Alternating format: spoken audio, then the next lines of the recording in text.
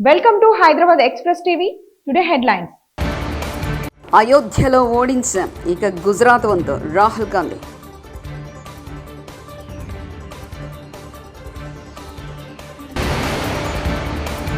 తెలుగు రాష్ట్రాల సీఎంలు చంద్రబాబు, రేవంత్ రెడ్డి భేటీపై పెరిగిన ఉత్కంఠ.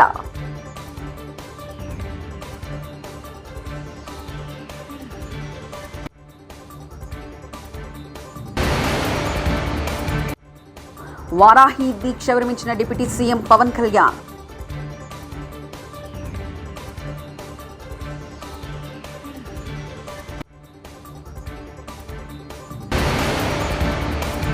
దీక్ష విరమించిన డిప్యూటీ సీఎం పవన్ కళ్యాణ్.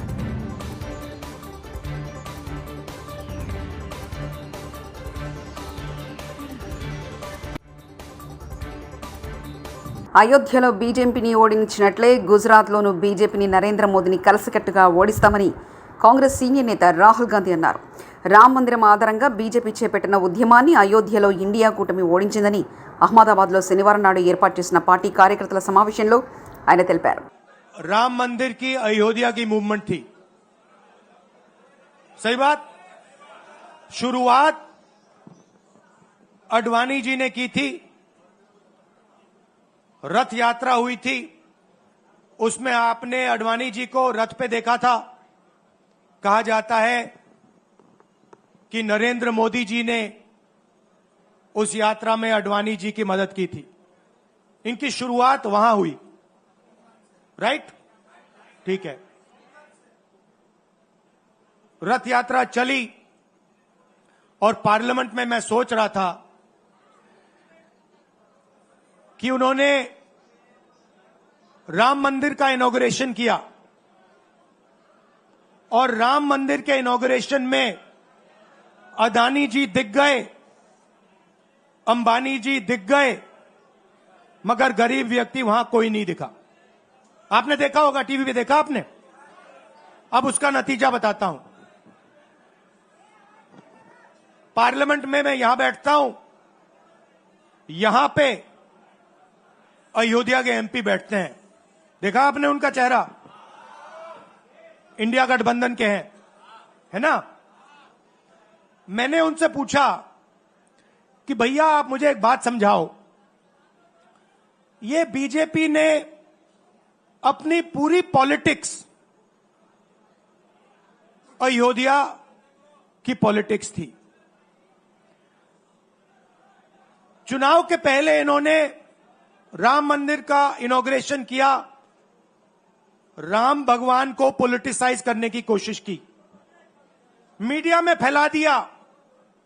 मैंने उनसे पूछा भैया एक बात बताओ, ये हुआ क्या? మధ్యాహ్నం భోజన పథకం సరిగ్గా జరగక 90 మంది పిల్లలు హాస్పిటల్లో జాయిన్ అయ్యారు. పిల్లలకిచ్చే బ్యాగులు కూడా సరిగ్గా ఇవ్వట్లేదు, ఏ వ్యవస్థ కూడా సరిగ్గా పనిచేయట్లేదంటూ వైఎస్ఆర్సీపీ అధ్యక్షులు వైఎస్ జగన్ పేర్కొన్నారు. జరగడం లేదు, పిల్లలకు కనీసం బ్యాగుల సప్లై కూడా సరిగ్గా జరగడం లేదు, ఇచ్చేటోడు ఎవడు ఇవ్వడం లేదు సరిగ్గా ఏది వ్యవస్థ అనేది ఏది సరిగ్గా జరగడం లేదు. వ్యవస్థను గాడిలో పెట్టండి. మీరు ప్రజలు మిమ్మల్ని ఏదైతే ఓటు వేశారో ఒక కారణం చేత మీరు ప్రజలు 10% మంది ఓట్లు, మాకు రావాల్సిన 10% మంది ఓట్లు మీకు వైపు డ్రిఫ్ట్ అయ్యాయి అని అంటే కేవలం మీరు చేసిన మోసపూరిత వాగ్దానాల వల్ల డ్రిఫ్ట్ అయ్యాయి. ప్రజలు మీ దగ్గర నుంచి ఎక్స్పెక్ట్ చేస్తూ ఉన్నారు. రైతులు అల్లాడిపోతూ ఉన్నారు, రైతు భరోసా అందక. పిల్లలు అల్లాడిపోతూ ఉన్నారు, పిల్లలు బడులు స్టార్ట్ అయ్యాయి, కానీ తల్లులకు అమ్మఒడి కార్యక్రమం ద్వారా వస్తూ ఉన్నది రావడం లేదు. తల్లులు ఎదురుగా ఆశగా ఎదురు చూస్తూ ఉన్నారు, వాళ్ళని చూసుకోండి. అక్క చెల్లెమ్మలకి ఇస్తామన్నారు నెల 1500 రూపాయలు, అది ఇచ్చే కార్యక్రమం చూసుకోండి. ఇంటింటికి ఉద్యోగం అన్నారు, ఉద్యోగం ఇవ్వకపోతే 3000 రూపాయలు ప్రతి ఇంటికి నిరుద్యోగ వృత్తి అన్నారు. ఆ పిల్లలందరూ ఎదురు చూస్తూ ఉన్నారు, మీరు ఎప్పుడెప్పుడు ఇస్తారు 3000 రూపాయలు నిరుద్యోగ వృత్తి అని, అది చూసుకోండి. ఇటువంటి ఏవి కూడా మంచి కార్యక్రమాలు ఏవి కూడా చేయకుండా రాష్ట్ర వ్యాప్తంగా భయాందోళన మాత్రమే క్రియేట్ చేసే దుర్బుద్ధిని చేసే దుశ్చర్యను ఆపండి అని మరొకసారి హెచ్చరిస్తూ చెప్తా ఉన్నాం. శిశుపాలను పాపాలు పండినట్టుగా వేగంగా జరుగుతూ ఉన్నాయి. తన పాపాలు పండడం అన్నది కూడా తను మర్చిపోతున్న సందర్భంగా మరొకసారి చెప్తా ఉన్నాను. ఆంధ్రప్రదేశ్ తెలంగాణ ముఖ్యమంత్రుల భేటీ నేపథ్యంలో 2 తెలుగు రాష్ట్రాల్లో ఉత్కంఠ వాతావరణం ఏర్పడింది. ఉమ్మడి ఆంధ్రప్రదేశ్ విభజన జరిగి 10 ఏళ్లు పూర్తయినా పలు అంశాలు ఇంకా పెండింగ్లో ఉండడంతో పాలనాపరమైన సమస్యలు తలెత్తుతున్నాయి. వీటిపై చర్చించేందుకు ఇవాళ శనివారం సాయంత్రం 6 గంటలకు హైదరాబాద్లోని ప్రగతి భవన్లో ముఖ్యమంత్రులు చంద్రబాబు, రేవంత్ రెడ్డి సమావేశం కానున్నారు. దీంతో పెండింగ్ సమస్యలు కొలిక్కి వస్తాయా లేదా అని 2 రాష్ట్రాల ప్రజలు ఆసక్తిగా ఎదురుచూస్తున్నారు. విభజన సమస్యలకు ముగింపు పలికేందుకు ఇద్దరు ముఖ్యమంత్రులు భేటీ అవుతున్న నేపథ్యంలో ఎలాంటి నిర్ణయాలు తీసుకుంటారో అని ఉత్కంఠ నెలకొంది. ఆంధ్రప్రదేశ్ ఉప ముఖ్యమంత్రి పవన్ కళ్యాణ్ వారాహి ఏకాదశ దీక్ష శుక్రవారం కలశోద్వాసన కత్రుతో ముగించారు. అమ్మవారి ఆరాధన, వేద పండితుల మంత్రోచ్చారణ మధ్య వారాహిమాతకు ఆయన ప్రత్యేక పూజలు చేశారు. అమ్మవారికి పంచ నక్షత్ర హారతులు సమర్పించారు. ఆ తర్వాత కుంభహారతిలో ఈ ఆరాధన సంపూర్ణమైంది. వేద పండితులు బ్రహ్మశ్రీ కొసిగంటి సుధీర్ శర్మ, హరనాథ్ శర్మ, వేణుగోపాల శర్మలు పూజాకత్రం నిర్వహించి ఆశీర్వచనాలు అందించారు.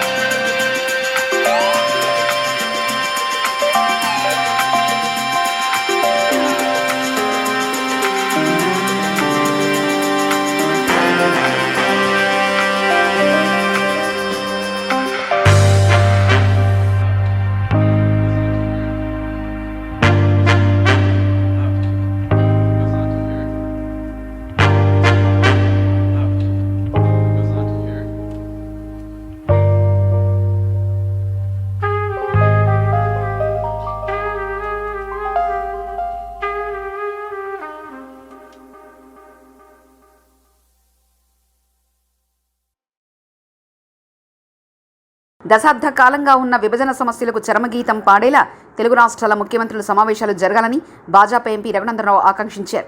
శనివారం తిరుమల శ్రీవారిని ఆయన దర్శించుకున్నారు. అనంతరం మీడియాతో మాట్లాడిన ఆయన సీఎంల సమావేశంలో తీసుకునే నిర్ణయాలు ఉభయ రాష్ట్రాల ప్రజలకు ఆనందాన్ని ఇచ్చేలా ఉండాలని తెలిపారు. రాష్ట్రాల ముఖ్యమంత్రుల సమావేశంలో జరగబోతున్నటువంటి సమావేశ ఫలితాలు రేపు ఉభయ రాష్ట్రాల ప్రజలకి ఆనందాన్ని పంచే రీతిలో ఉండాలని చెప్పి నేను ఇరు రాష్ట్రాల ముఖ్యమంత్రులకి సవినయంగా అప్పీల్ చేస్తా ఉన్నాను. గత 10 సంవత్సరాలుగా పెండింగ్లో ఉన్నాయని చెప్తున్నటువంటి విభజన సమస్యలు ఇద్దరిని గురు శిష్యులు అంటారా, ఇరు రాష్ట్రాల ముఖ్యమంత్రులు అని చెప్తారా, what ever you name it, ఇద్దరూ కలిసి ఒకే పార్టీలో చాలా కాలం పనిచేసినారు. ఇద్దరి మధ్యలో సన్నిహిత సంబంధ బాంధవ్యాలు ఉన్నాయి కాబట్టి ఇరు రాష్ట్రాల ముఖ్యమంత్రులు గత ముఖ్యమంత్రులకి భిన్నంగా ఒక మంచి సుహృద్భావ వాతావరణంలో ఈరోజు సమావేశాన్ని జరపాలని, చాలా కాలం నుంచి తెలంగాణ నుంచి వచ్చి ఆంధ్రప్రదేశ్లో ఉన్నటువంటి మా ఎంప్లాయీస్ అందరినీ తిరిగి తెలంగాణకు తీసుకొచ్చే రీతిలో వారి అడుగులు పడాలని తెలంగాణ రాష్ట్ర ముఖ్యమంత్రి గారికి, అదే రకంగా పెండింగ్లో ఉన్నటువంటి ఇరు రాష్ట్రాల సమస్యలు భాగ్యనగరంలో ఆంధ్రప్రదేశ్కి చెందాల్సినటువంటి న్యాయంగా దక్కాల్సిన వాటాలు ఏమైనా ఉంటే వాటి విషయం లోపల ఒక స్పష్టతనివ్వాలని, ఈ మీటింగ్ చివరి సమావేశం ఇరు రాష్ట్రాల మధ్యలో ఉండేటువంటి సమస్యల పరిష్కారంకి ఏర్పాటు చేసిన సమావేశంగా జరగాలి తప్ప తూతూ మంత్రంగా జరిపి మళ్ళీ ఒక సమావేశం పెడతాం మళ్ళీ పరిష్కరిస్తామని ఇప్పటికే ఒక దశాబ్ద కాలం నుంచి ఇరు రాష్ట్రాల మధ్యలో పెండింగ్లో ఉన్నటువంటి ప్రతి సమస్యని పరిష్కరించే దిశగా ఈ సమావేశం జరుగుతుందనేటువంటి సంపూర్ణమైనటువంటి ఆశాభావాన్ని నేను వ్యక్తం చేస్తూ ఉన్నాను. ఆ దిశగానే ఇరు రాష్ట్రాల ముఖ్యమంత్రులు తమ పరిణతిని ప్రదర్శించి రెండు రాష్ట్రాల సమస్యలకి ఒక చరమగీతం పలికితే బాగుంటుందనేది ఉభయ రాష్ట్రాల ప్రజల న్యాయబద్ధమైనటువంటి కోరికగా నేను వారి ముందు ఉంచదలుచుకున్నాను. బీజేపీ తెలంగాణ అధ్యక్షుడు రేసులో మీరు ఉన్నారా? సో దేవుడి ముందు రాజకీయాలు మాట్లాడడం సమంజసం కాదు. భారతీయ జనతా పార్టీ కేంద్ర నాయకత్వం ఏది సమంజసమని భావిస్తే, ఏ కార్యకర్తకు ఏ స్థాయిలో ఎక్కడ బాధ్యతలు ఇస్తే, ఏది న్యాయం అనిపిస్తే కేంద్ర పార్టీ తీసుకునేటువంటి నిర్ణయాన్ని క్రమశిక్షణ కలిగినటువంటి కార్యకర్తగా ప్రతి ఒక్కరం పాటిస్తాం. ఆశపడడం అడగడంలో తప్పుందని నేను అనుకోవట్లేదు. అర్హత ఉన్నటువంటి చాలామంది నాయకులు అడుగుతూ ఉన్నాం. అందులో పార్టీ హైకమాండ్ తీసుకునే తుది నిర్ణయానికి శిరస వహిస్తాం, కట్టుబడి ఉంటాం. వైఎస్ జగన్ అత్యంత కీలకమైన నిర్ణయం తీసుకోబోతున్నారా అన్న చర్చ వస్తుంది. ఈ క్రమంలోనే జగన్ ఒక బ్రహ్మాండమైన ఆలోచన చేస్తున్నారని తెలుస్తుంది. ఆయన పులివెందుల ఎమ్మెల్యేగా తన పదవికి రాజీనామా చేసి ఎంపీగా వెళ్లాలని అనుకున్నట్లుగా తెలుస్తుంది. కడప ఎంపీ అవినాష్ రెడ్డి చేత రాజీనామా చేయిస్తే ఏ సమస్య ఉండదని, ఉప ఎన్నికల్లో తాను సులువుగా గెలవచ్చిన ఆలోచనలో ఉన్నారట. నిజామాబాద్ జిల్లా దర్పల్లి మండలం దుబ్బాక ఏర్పాటు చేసుకున్న సీసీ కెమెరాలు ఏర్పాటు చేయమని, ఇలాంటి మంచి పనులు చేసి ఇతర గ్రామాలకు ఆదర్శంగా నిలవాలని ఏసీపీ రాజవెంకటరెడ్డి అన్నారు. ఆయన మండలంలోని దుబ్బాక గ్రామస్తులు ఏర్పాటు చేసిన సీసీ కెమెరాలు ప్రారంభించారు.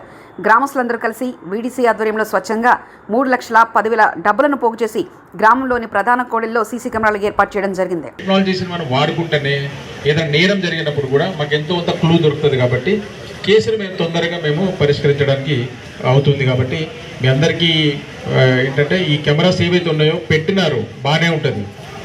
ఒక 15 రోజుల తర్వాత ఏదో వైర్ పోతుంది, దాన్ని మళ్ళీ ఎవరు మెయింటైన్ చేయరు, మళ్ళీ ఎవరు చూడరు. అట్లాంటివి చేయకుండా ఎవరైతే ఇప్పుడు పెట్టినారో, ఎవరైతే మెయింటెనెన్స్ ఇచ్చినారో వాళ్ళకి ఒక 3 years మెయింటెనెన్స్ ఇవ్వండి. ఇమీడియట్గా పోగానే మళ్ళీ మనకి రెక్టిఫై చేసేటట్టు. ఎందుకంటే ఇప్పుడు వర్షాకాలం గాలి వస్తుంది, లేకపోతే ఇంకేదో వస్తుంది, వైర్ తెగిపోతుంది, కెమెరాలు పెట్టాలి. ఇప్పుడు కెమెరాలు ఎట్లుంటాయని మనకు అవసరం ఉన్నప్పుడే కెమెరా పనిచేయదు. అట్లాంటి సందర్భాలు ఉంటాయి. కాబట్టి మీరందరూ కూడా ఈ పెట్టిన వాటికి. బాలెంలో సాంఘిక సంక్షేమ గురుకుల మహిళా డిగ్రీ కళాశాల హాస్టల్లో రాత్రులు గదిలో ప్రిన్సిపల్ శైలజ మరియు కేర్ టేకర్ అసాంఘిక కార్యకలాపాలకు పాల్పడుతున్నారని, మద్యం కూడా సేవిస్తున్నారని అడిగితే డిగ్రీ విద్యార్థులను చూడకుండా తమను కొడుతుందని నిరసన తెలిపారు. విద్యార్థుల నిరసనతో సూర్యాపేట జిల్లా బాలెంల సాంఘిక సంక్షేమ గురుకుల మహిళా డిగ్రీ కళాశాలలో ఉద్రిక్తత ఏర్పడింది. ఇంత దాకా రావాల్సి వచ్చింది. మాకు మెయిన్ మా ప్రిన్సిపల్ మేడం వద్దు, ఏసీటీ మేడం కూడా సస్పెండ్ చేయాలి అంతే. మాకు ప్రిన్సిపల్ మేడం అవి ఉన్నాయి కూడా దొరికినాయి బీర్ బాటిల్స్. రూమ్ సీల్ చేసినాం సార్ మేము. నిన్న నైట్ అసలు పడుకోలేదు సార్. ఏం జరుగుతుందో అని చాలా భయంతో అసలు పడుకోలేదు. ఎవరు క్యాంపస్ మొత్తం ఒక్కరు కూడా పడుకోలేదు. అందరం భయపడుతున్నాం సార్. నెక్స్ట్ ఏం జరుగుతుందో అని వాళ్ళ కొడుకు వచ్చి ఇక్కడ ఉన్నాడు సార్. అంటే వాళ్ళ కొడుకు వచ్చినప్పుడల్లా మేము చాలా అన్కంఫర్ట్ గా ఫీల్ అయినాం సార్. మేము అందరం ఆడపిల్లలేం సార్. షార్ట్స్ వేసుకుంటాం, ఇంకెట్లనే ఉంటాం సార్. మేము కాలేజ్లో ఉంటున్నాం. హాస్టల్ అంటే కాలేజ్ టైం అయిపోయిన తర్వాత హాస్టల్ మేము అందరం డ్రెస్ చేంజ్ చేసుకుంటాం. కానీ మేము చాలా అన్కంఫర్ట్ గా ఫీల్ అయినాం సార్. వాళ్ళ కొడుకు వచ్చి 5 days 6 days 1 week వరకు ఉన్నారు సార్. అట్లా ఎట్లుంటారు సార్? అసలు అది రూల్ ప్రకారం ఉండొచ్చా సార్? తను బయట కూర్చుంటాం. అయోధ్యలో ఓడించాం, ఇక గుజరాత్ వంతు రాహుల్ గాంధీ.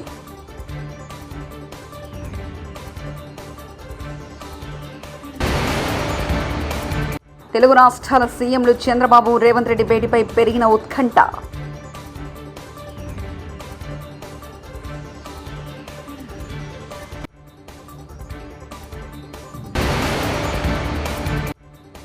వారాహి దీక్ష విరమించిన డిప్యూటీ సీఎం పవన్ కళ్యాణ్.